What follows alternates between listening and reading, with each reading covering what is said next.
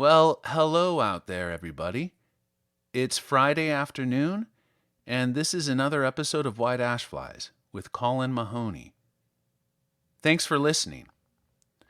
Today we're introducing a new series, Volume 1 of The Decline and Fall of the Roman Empire by Edward Gibbon. The whole series was written between 1776 and 1788. You can follow White Ash Flies on SoundCloud, Spotify, and on Twitter at Colin Mahoney15. And now, Chapter 1 of Volume 1 of The Decline and Fall of the Roman Empire on White Ash Flies. Chapter 1. The extent and military force of the empire in the age of the Antonines, which was in the years 98 to 180 A.D. In the 2nd century of the Christian era, the Empire of Rome comprehended the fairest part of the earth, and the most civilized portion of mankind. The frontiers of that extensive monarchy were guarded by ancient renown and disciplined valor. The gentle but powerful influence of laws and manners had gradually cemented the union of the provinces. Their peaceful inhabitants enjoyed and abused the advantages of wealth and luxury. The image of a free constitution was preserved with decent reverence. The Roman Senate appeared to possess the sovereign authority, and devolved on the emperors all the executive powers of government. During a happy period of more than 80 years, the public administration was conducted by the virtue and abilities of Nerva, Trajan, Hadrian, and the 2 Antonines. It is the design of this and of the 2 succeeding chapters to describe the prosperous condition of their empire, and afterwards, from the death of Marcus Antoninus, to deduce the most important circumstances of its decline and fall, a revolution which will ever be remembered, and is still felt by the nations of the earth. The principal conquests of the Romans were achieved under the Republic, and the emperors, for the most part, were satisfied with preserving those dominions which had been acquired by the policy of the Senate, the active emulation of the consuls, and the martial enthusiasm of the people. The 7 first centuries were filled with a rapid succession of triumphs, but it was reserved for Augustus to relinquish the ambitious design of subduing the whole earth, and to introduce a spirit of moderation into the public councils. Inclined to peace by his temper and situation, it was easy for him to discover that Rome, in her present exalted situation, had much less to hope than to fear from the chance of arms, and that, in the prosecution of remote wars, the undertaking became every day more difficult, the event more doubtful, and the possession more precarious and less beneficial. The experience of Augustus added weight to these salutary reflections, and effectually convinced him that, by the prudent vigor of his counsels, it would be easy to secure every concession which the safety or the dignity of Rome might require from the most formidable barbarians. Instead of exposing his person and his legions to the arrows of the Parthians, he obtained, by an honorable treaty, the restitution of the standards and prisoners which had been taken in the defeat of Crassus. His generals, in the early part of his reign, attempted the reduction of Ethiopia and Arabia Felix. They marched near 1,000 miles to the south of the tropic, but the heat of the climate soon repelled the invaders and protected the unwarlike natives of those sequestered regions. The northern countries of Europe scarcely deserved the expense and labor of conquest. The forests and morasses of Germany were filled with a hardy race of barbarians who despised life when it was separated from freedom. And though, on the first attack, they seemed to yield to the weight of the Roman power, they soon, by a signal act of despair, regained their independence, and reminded Augustus of the vicissitude of fortune. On the death of that emperor, his testament was publicly read in the Senate.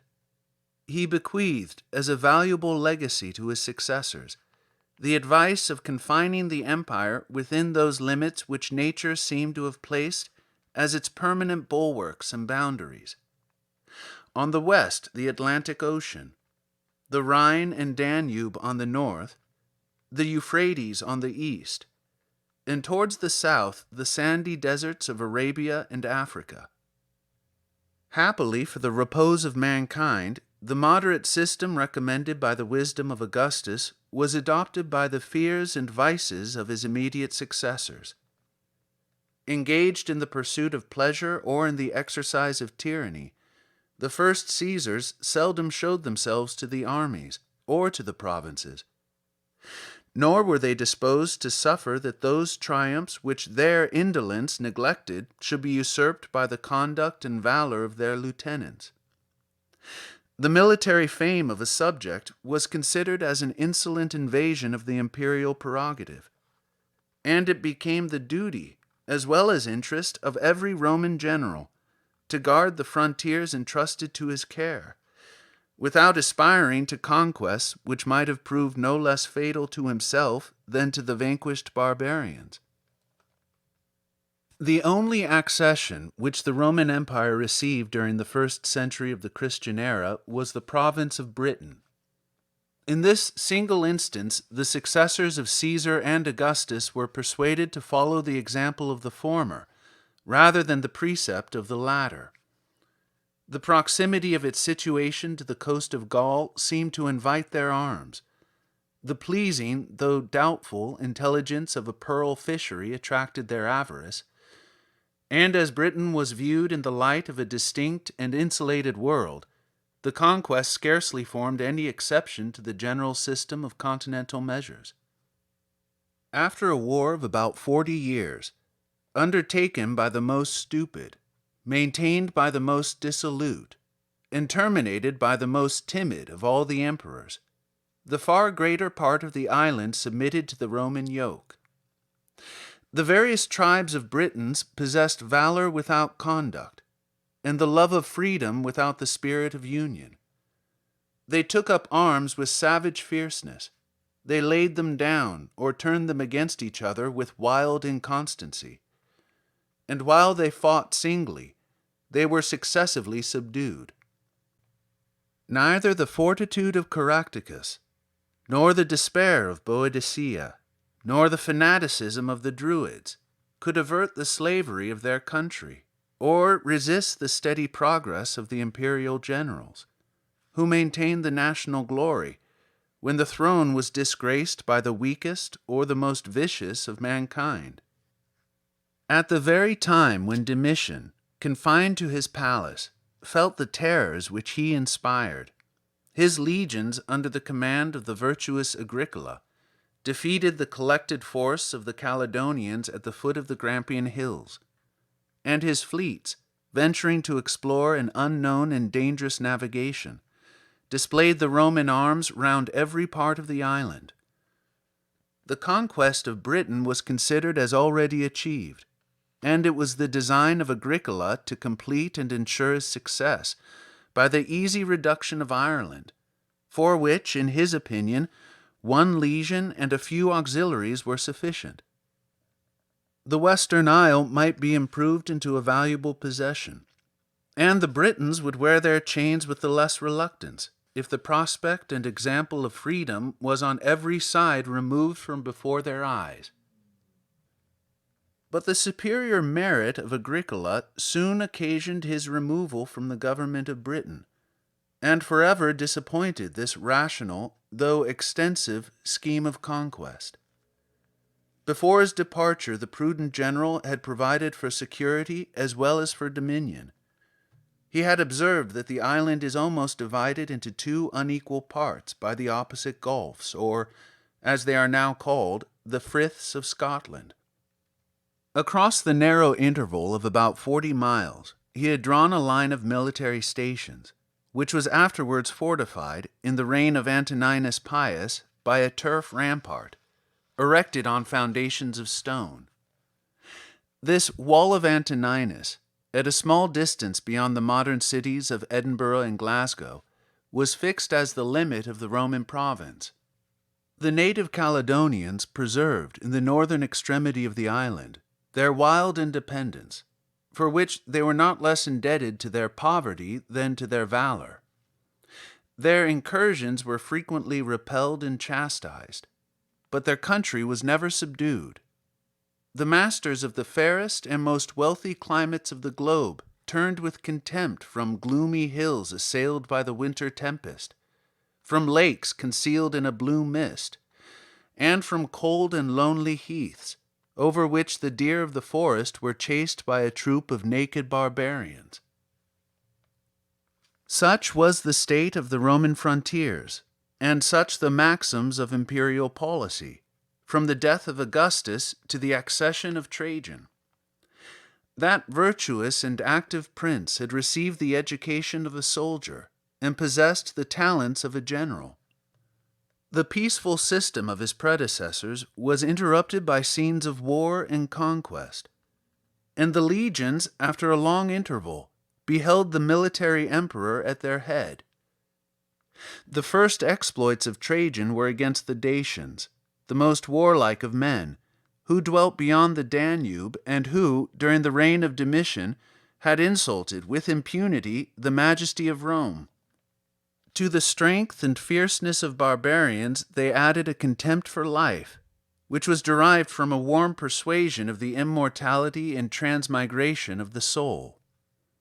Decebalus, the Dacian king, approved himself a rival not unworthy of Trajan, nor did he despair of his own and the public fortune, till by the confession of his enemies he had exhausted every resource both of valor and policy. This memorable war, with a very short suspension of hostilities, lasted 5 years, and as the emperor could exert, without control, the whole force of the state, it was terminated by the absolute submission of the barbarians. The new province of Daesha, which formed a second exception to the precept of Augustus, was about 1,300 miles in circumference. Its natural boundaries were the Dniester, the Theiss or Tibiscus, the lower Danube, and the Euxine Sea. The vestiges of a military road may still be traced from the banks of the Danube to the neighborhood of Bender, a place famous in modern history, and the actual frontier of the Turkish and Russian empires. Trajan was ambitious of fame, and as long as mankind shall continue to bestow more liberal applause on their destroyers than on their benefactors, the thirst of military glory will ever be the vice of the most exalted characters. The praises of Alexander, transmitted by a succession of poets and historians, had kindled a dangerous emulation in the mind of Trajan. Like him, the Roman emperor undertook an expedition against the nations of the East, but he lamented with a sigh that his advanced age scarcely left him any hopes of equaling the renown of the son of Philip. Yet the success of Trajan, however transient, was rapid and specious. The degenerate Parthians, broken by intestine discord, fled before his arms. He descended the river Tigris in triumph, from the mountains of Armenia to the Persian Gulf. He enjoyed the honor of being the first, as he was the last, of the Roman generals who ever navigated that remote sea. His fleets ravished the coasts of Arabia, and Trajan vainly flattered himself that he was approaching towards the confines of India. Every day the astonished Senate received the intelligence of new names and new nations that acknowledged his sway. They were informed that the kings of Bosphorus, Colchis, Iberia, Albania, Isroene, and even the Parthian monarch himself had accepted their diadems from the hands of the emperor, that the independent tribes of the Median and Carduchian hills had implored his protection, and that the rich countries of Armenia, Mesopotamia, and Assyria were reduced into the state of provinces. But the death of Trajan soon clouded the splendid prospect, and it was justly to be dreaded that so many distant nations would throw off the unaccustomed yoke, when they were no longer restrained by the powerful hand which had imposed it. It was an ancient tradition that, when the capital was founded by one of the Roman kings, the god Terminus, who presided over boundaries and was represented according to the fashion of that age by a large stone, alone among all the inferior deities, refused to yield his place to Jupiter himself. A favorable inference was drawn from his obstinacy, which was interpreted by the augurs as a sure presage that the boundaries of the Roman power would never recede. During many ages, the prediction, as it is usual, contributed to its own accomplishment. But though Terminus had resisted the majesty of Jupiter, he submitted to the authority of the Emperor Hadrian. The resignation of all the eastern conquests of Trajum was the first measure of his reign.